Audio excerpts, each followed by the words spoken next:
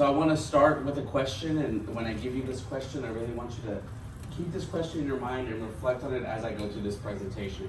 And the question I'm going to present to you today is, which wolf are you feeding? So as I'm going through my presentation today, I want you to keep that in your mind, but also it would be great if you kept this after the presentation to really think about it. It's something that I've been really reflecting on a lot lately. So some of you might be familiar with the tale of the two wolves. It's believed to come from the Cherokee Nation. And in the tale, there's this old man, and he's sitting next to this young boy. And the old man turns to the young boy and he says, "Inside of me, there are two wolves fighting." And the young boy turns to the old man, intrigued, and asks, "Well, which wolf is going to win?" And the old man responds with, "The wolf that I've been feeding." It's a very simplistic analogy for something that's very complex that happens within all of us. And all of us, we have this internal battle. In the internal battle, we can simplify into two different sets of emotions. We can say negative. I don't necessarily like to use the word negative. I like to consider them unproductive emotions. Emotions that if you feed too much, they can become destructive. And then we have positive emotions. So one wolf represents one set of emotions, the other wolf represents the other, and the one that you feed is the one that's going to present itself the most. So we have to keep aware. We have to keep in mind, which wolf are we nurturing? Now, you probably heard this a lot, but where your attention goes, energy flows. So the wolf that you're feeding, the set of emotions that you're really nurturing on a day-to-day basis, that's where your attention is going, and that's where the energy is going to flow. So when you're in these moments where you're just reacting, you're just responding, your automatic response is going to be from that wolf, because that is the strongest wolf. That is a wolf that is ready to fight. So becoming more aware of where you're putting your emotions, where you're putting your attention, is a really important thing. Awareness is a very simple thing. It can be very hard to do sometimes, but it's a very crucial thing, because once you become more aware, then you start to make different choices. Dr. Joe Dispenza, who is a neuroscientist, if you ever get a chance to listen to anything he does, he has very interesting research on the brain, meditation, and the power of mindset. And he has this quote that I pulled, and it says, "You must be conscious of the unconscious behaviors you have been choosing to demonstrate that have led to the same experiences. And then you must make a new choice, take new action, and create a new experience." So becoming conscious of the unconscious. Now this can be a really hard thing to do because we just kind of go through our day. So becoming more aware of what you're doing when you're not aware is a really powerful thing. And what he's saying here is that then it becomes a choice. Then you get to decide, which wolf am I going to nurture in this moment? Which wolf is going to start to win the battle?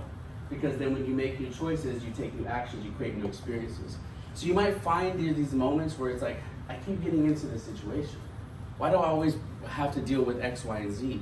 Well, it's because that wolf keeps presenting itself and you keep cycling through that energy instead of making a different choice.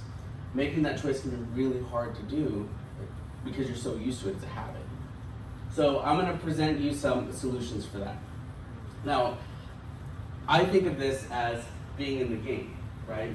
You have athletes, and when athletes train, they usually train in a gym, in a controlled setting, so that they can go out onto the field, and then when they're in the moment, they have trained their muscles to react within that moment. So they don't have to think about it, it becomes innate. So a lot of these types of practices, they do the same thing because your mind is a muscle. And you can train your muscle the same, you can train your mind the same way you train your muscles. So you take a controlled setting, you practice on a regular basis, you nurture that wolf, and then when it's time, when you're in those moments and you're ready to react, you're gonna train that wolf to react and respond automatically. One is affirmations. Affirmations can be a little silly, right? Let's say you're somebody, you wake up every morning and you're just like, oh, God, I gotta do this again, you know? And you have that mindset, and you looking at a little post-it on the mirror that says, today is full of opportunities, wonderful opportunities, right? But you don't feel that way.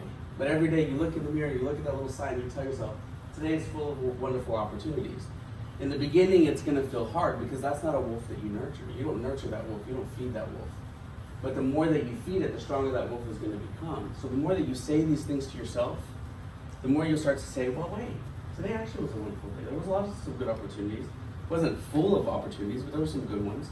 And then you start to feed that wolf becomes stronger. Another one is meditation.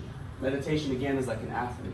You're taking a controlled setting, whether it's in a room by yourself, quiet space, you're setting a timer, you're practicing releasing thoughts, you're practicing staying neutral, so that way when you get in situations, you can stay present and you can stay neutral and you can really observe the choices that you're making and which wolf is coming forward, and then start to make a new choice from that.